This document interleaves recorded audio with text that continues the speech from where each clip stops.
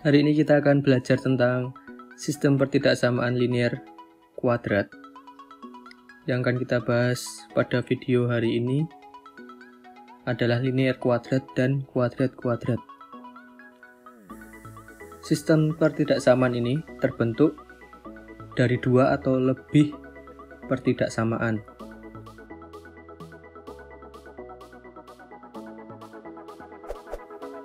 Untuk bentuk umumnya linear kuadrat bisa kalian lihat Y bintang AX kuadrat plus BX plus C dan juga Y bintang PX plus Q. Bintang tersebut artinya tanda pertidaksamaan ya. Ada 4 jenis tanda pertidaksamaan yang sudah kalian ketahui. Kita masuk saja ke pembahasan soal. Kita diminta untuk menggambar grafik himpunan penyelesaian dari sistem pertidaksamaan linear kuadrat. Yang pertama, Y kurang dari sama dengan min X kuadrat plus X plus 12. Kemudian Y lebih dari min X plus 2. Langkah pertama kita menentukan nilai A dulu dari fungsi kuadratnya. Karena A-nya kurang dari 0, maka grafiknya membuka ke bawah. Selanjutnya kita menentukan titik potong sumbu X-nya, yang berarti Y-nya sama dengan 0. Maka min X kuadrat plus X plus 12 sama dengan 0. Untuk mempermudah pemfaktorannya, kita kalikan min 1. Kita faktorkan.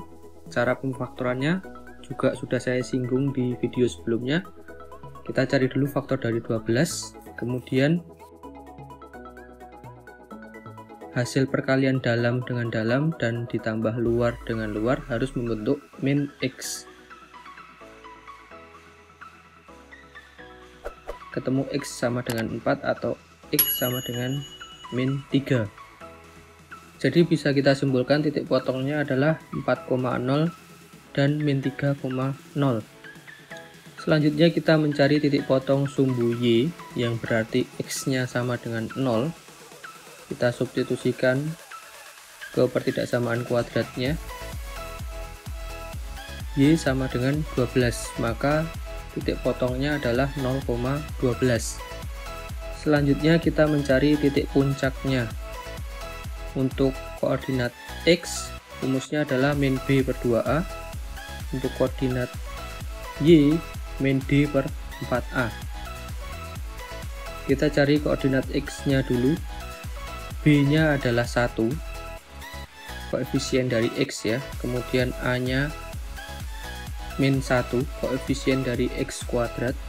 Kita dapatkan koordinat X-nya adalah setengah. Kemudian koordinat Y, A, B, C sudah kita ketahui. Kita substitusikan ke rumus.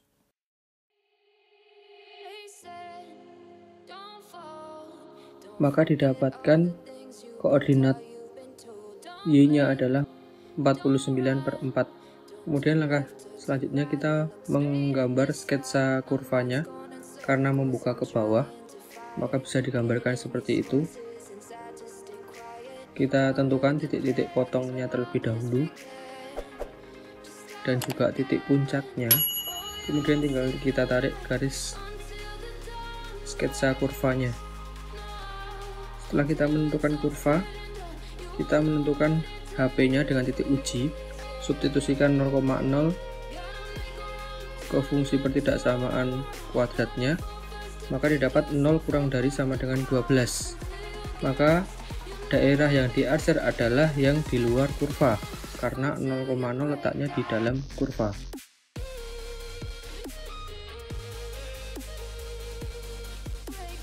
Kita lanjut ke pertidaksamaan linearnya, yaitu menentukan titik potong sumbu X-nya terlebih dahulu.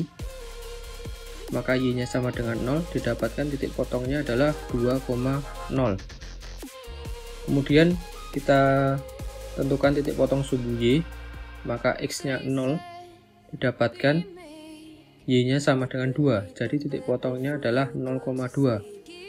Setelah itu kita gambar sketsa kurvanya berupa garis lurus ya, karena pertidaksamaan linear, kemudian garisnya putus-putus karena tanda pertidaksamaannya tidak ada tanda sama dengan. Jadi garis kurvanya putus-putus. Kemudian kita menentukan HP dengan titik uji, substitusikan 0,0 di bawah kurva, maka didapatkan 0 lebih dari 2. Ini merupakan pernyataan yang salah. Jadi di bawah kurva itu adalah daerah yang akan kita arsir. Jadi sesuai kesepakatan di video sebelumnya bahwa yang diarsir adalah daerah yang salah. Yang tidak diarsir adalah HP-nya. Dari dua kurva yang kita dapatkan ini, kita gabung jadi satu. Maka itu akan membentuk himpunan penyelesaiannya. Kemudian kita arsir daerah yang salah, maka daerah yang tidak diarsir merupakan daerah himpunan penyelesaian. Kita lanjut ke sistem pertidaksamaan kuadrat-kuadrat. Jadi sistem di sini terbentuk dari dua pertidaksamaan kuadrat. Jadi bentuk umumnya seperti di awal tadi. Kita langsung saja masuk ke soal. Langkah penyelesaiannya, kita diminta untuk menggambar grafik himpunan penyelesaian dari sistem pertidaksamaan kuadrat-kuadrat. Pertidaksamaannya adalah Y lebih dari sama dengan X kuadrat plus X min 6 dan Y kurang dari min X kuadrat min 3X plus 4. Langkah pertama, tentukan dulu A-nya, karena yang pertama A-nya lebih dari 0, grafiknya membuka ke atas. Kemudian titik potong sumbu X, berarti Y-nya sama dengan 0. Kita faktorkan X kuadrat plus X min 6, faktor dari 6 adalah 16, 61, 23, dan 32. Tinggal kita pilih mana yang membentuk plus X. Kita dapatkan X-nya sama dengan min 3 dan juga X-nya sama dengan 2. Jadi titik potongnya min 3,0 dan 2,0.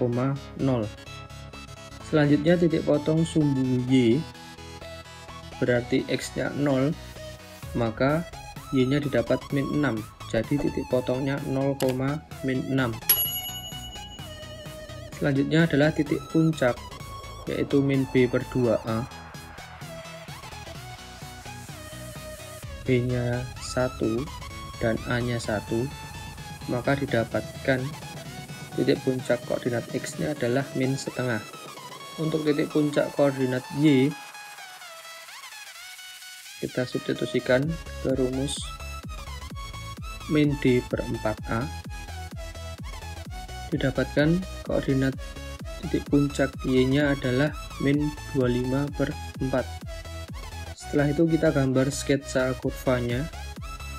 Yang kita lihat pertama, grafiknya membuka ke atas.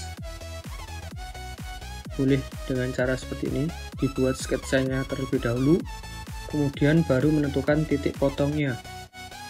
Untuk menentukan HP-nya, kita titik uji terlebih dahulu. Kita substitusikan 0,0, didapat 0 lebih dari sama dengan min 6. Maka yang ada di dalam kurva, di dalam cekungan kurva itu adalah daerah yang benar. Jadi yang kita arsir yang di luar kurva. Kita masuk ke pertidaksamaan kuadrat yang kedua. Y kurang dari min X kuadrat min 3X plus 4.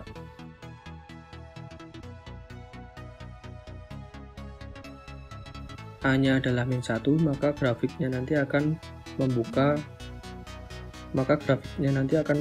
ke bawah.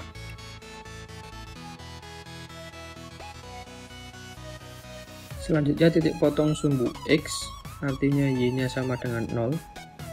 Kita kalikan min 1 agar lebih mudah dalam pemfaktorannya.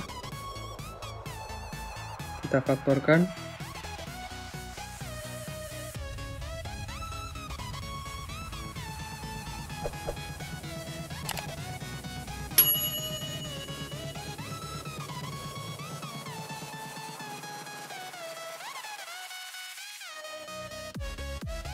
Didapatkan X-nya min 4 dan X nya 1, jadi titik potongnya min 4,0 dan 1,0. Kemudian menentukan titik potong sumbu Y, artinya X sama dengan 0, didapatkan Y sama dengan 4, jadi titik potongnya 0,4. Selanjutnya mencari titik puncak. Koordinat X nya adalah min B per 2A dengan B nya min 3 dan A nya min 1. Didapatkan koordinat X dari titik puncak adalah min 3 per 2. Untuk koordinat Y kita substitusikan.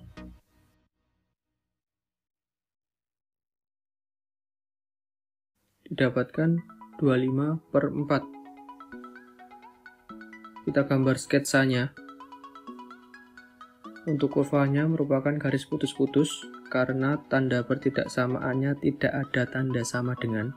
Untuk menentukan himpunan penyelesaian, kita menggunakan titik uji 0,0 yang berada di dalam kurva parabola. Didapatkan 0 kurang dari 4. Ini pernyataan yang benar, jadi yang kita arsir yang ada di luar kurva.